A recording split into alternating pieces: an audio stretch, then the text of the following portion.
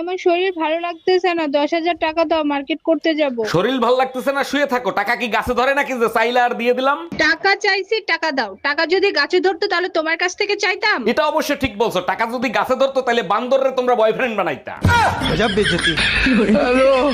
তুমি কি আমার মনের মধ্যে থাকবে? না, আমার নিজের বাসা আছে।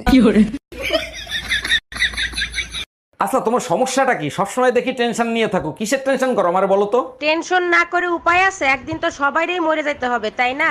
এতে টেনশন নেই আর কি আছে, যার জন্ম আছে তার মৃত্যুও হবে। একবার চিন্তা করো, সবার শেষে যে মারা যাবে তাকে গোরস্থানে নিয়ে যাবে কে?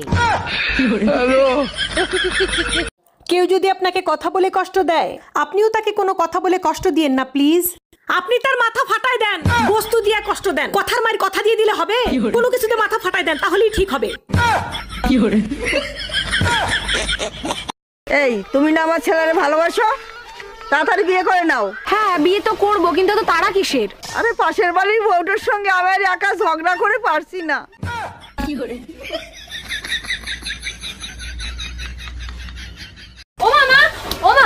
ওমা, আমার বান্ধবীরা আসছে। বাড়ির ভিতর যত জামা কাপড় গয়নাগাটি আছে সব লুকিয়ে ফেলো। হাই কপাল, শেষ পর্যন্ত তুই চোর দেখে বান্ধবী পাতালি। আরে এগুলো সব ওদের জিনিস, দেখলেই চিড়ে ফেলবে।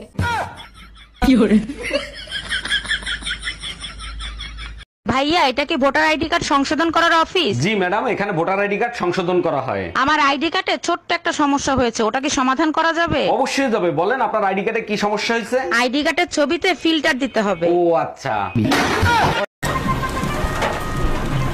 সকাল 10টা বাজে, তুমি এখনো ঘুমাচ্ছ?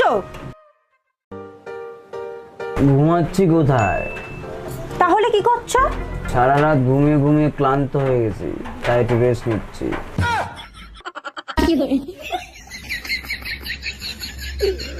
এই কই তুমি? কখন থেকে ডাকতেছি, কথা কানে যায় না? যা বলার এখানে এসে বলো। উকিল আদালতে যায়, আদালত উকিলের কাছে যায় না। আচ্ছা ঠিক আছে, দরজা লাগাতে আমি চলে গেলাম। এখন আবার তুমি কোথায় যাচ্ছ?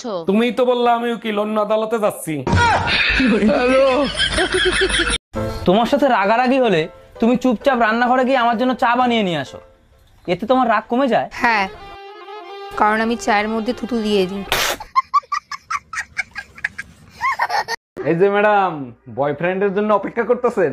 জি না, আমার কোনো বয়ফ্রেন্ড নাই। এত সুন্দর মেয়ের বয়ফ্রেন্ড নাই, বিশ্বাস হয় না। কি করলে বিশ্বাস করবেন? আমারে বয়ফ্রেন্ড বানায় দেখান। আমার কিউট একটা হাজবেন্ড আছে। ও মা, তাড়াতাড়ি চলুন, আমাদের বেরোতে হবে। এই তাড়াতাড়ি করো না তো, এই তাড়াতাড়ির জন্যই তোমার মতন বোমা জুটেছে আমার কপালে।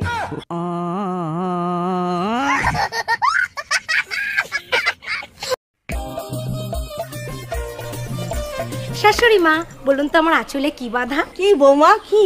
আপনার ছেলে।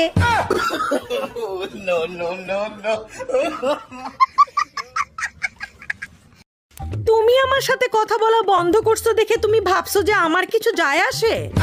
ওহো, ডোন্ট ওয়ারি বেবি, আমি নিজেই আমার বংশের অর্ধেক লোকের সঙ্গে কথাই বলি না। আর তুই কোন খাতের মুলা রে?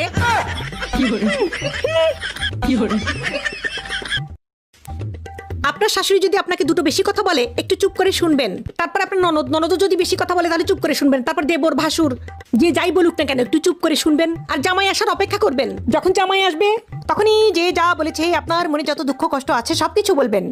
আর তখন কি হবে জানেন? কিছুই হবে না। জামাই আর উল্টা বেশি কথা শোনাবে আপনাকে, কারণ শত্রুপক্ষের সেনাপতি তো আপনার জামাই নিজেই। পরীক্ষায় প্রশ্ন আসছিল, প্রতিবেশী কাকে বলে? আমি লেখা দিয়ে আসছি, পরের দুঃখে জলে বেশি, অন্যের দুঃখে খুব খুশি, শোনে কম রটায় বেশি, পেছনে বাস সামনে হাসি, তাদেরকেই বলে প্রতিবেশী। আমার চেহারা যখন এতই খারাপ, তা দেখে শুনে একটা নায়িকারে বিয়ে করতে আমারে বিয়ে করছিলা কেন? মা পছন্দ করছে তাই তোমারে বিয়ে করছি, তা নাহলে তোমার মতো মোটা মেয়েরে কে বিয়ে করে? এক মিনিট, আমার ওজন মাত্র 50 কেজি, আমি মোটা হইলাম কোন দিক থেকে? দেখো, আমি তোমার শরীর নিয়ে কথা বলিনি, আমি বলছি তোমার মাথা মোটা। ও মা, রিয়া যেন ডিপ্রেশনে গেছে। দেখেছিস, মেয়েটা পড়াশোনা করে কত ভালো জায়গায় চলে গিয়েছে। আর যদি তুই পড়াশোনা করতি তাহলে তুইও যেতে পারতি। ঘরে বসে শুধু ফোন দেখো।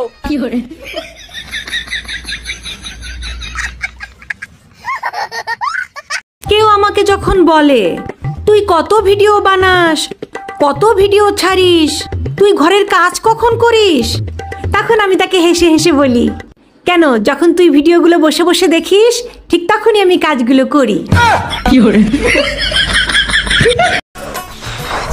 হানি ভাই, তোর যখন ভীষণ গরম লাগে তখন তুই কি করিস?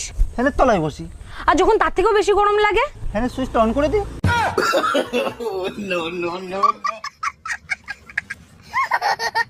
ভাবি আমি না আপনাকে অনেক ভালোবাসি। তাই নাকি? তা আমার জন্য আপনি কি করতে পারেন? আমি আপনার জন্য জীবন দিয়ে দিতে পারি। তাইলে ঠিক আছে, আপনার ভাই জানলেও সমস্যা নাই। বুঝলাম না, ভাই জানলে কি হবে? পুলিশ মানুষ তো এনকাউন্টার করতে পারে। তোমার হাত কটা? দুটো। তোমার পা কটা? দুটো। তোমার চোখ কটা? দুটো। তোমার কান কটা? দুটো। তোমার বউ কটা? দুটো।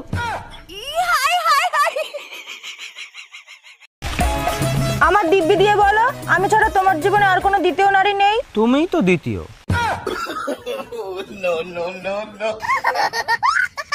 তোর বয়স কত রে? 16। কি বললি? হ্যাঁ 16। 5 বছর আগেও বললি 16, এখনো বলছিস 16। আমি এক কথার মেয়ে, ঠিক আছে? ও তো চল্লিবাজি কথা আমি বলি না। 5 বছর আগেও বলেছি 16, এখনো বলছি আমার বয়স 16, 10 বছর পরে বলবো। বলো তো, ভাল্লুকের গায়ের লোম লম্বা হয় কেন? জঙ্গলে কোনো সেলুন নেই বলে।